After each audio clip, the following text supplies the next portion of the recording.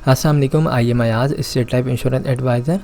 आज की वीडियो में मैं आपको एक ऐसे सवाल का जवाब दूंगा जिसके बारे में मुझसे बहुत ज़्यादा पूछा जाता है, स्पेशली कॉल्स पे, एसएमएस पे बहुत ज़्यादा पूछा जाता है। वो सवाल ये है कि हम स्टेट लाइफ इंश्योरेंस की पॉलिसी को कितना लेट जमा करवा सकते हैं, स्टेट लाइफ इंश्योरेंस का ड्यू डेट के बाद कितने ग्रेस टाइम होता है और हम इसको कितना डिले कर सकते हैं।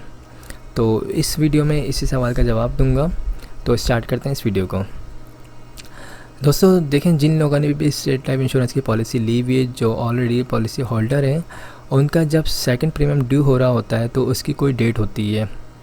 अब फॉर एग्जांपल अगर किसी की ड्यू डेट है 10 मार्च, तो 10 मार्च के बाद आपके पास जो ग्रेस पीरियड होगा सेकंड प्रीमियम में स्टेट लाइफ के, वो 31 डेज़ का होगा। यानी आप 31 दिन के अंदर अंदर पॉलिसी जमा करवा सकते हैं। अगर आप 31 दिन के अंदर अंदर सेकंड प्रीमियम की अमाउंट जमा नहीं करवाएंगे तो आपकी पॉलिसी लैप्स हो जाएगी, यानी बंद हो जाएगी। और लैप्स हो जाने की सूरत में कोई भी खुदा न खास्ता मिसहैप होता है तो उस सूरत में आपको स्टेट लाइफ इंश्योरेंस की तरफ से कोई क्लेम नहीं दिया जाएगा। ओके, तो मैं इस वीडियो में यही तमाम पॉलिसी होल्डर से रिक्वेस्ट करता हूँ कि जिन लोगों ने अब तक सेकंड प्रीमियम की अमाउंट जमा नहीं करवाई है वो इस अमाउंट को लाजमी जमा करवाएँ ताकि उनकी पॉलिसी अपग्रेड कर दी जाए।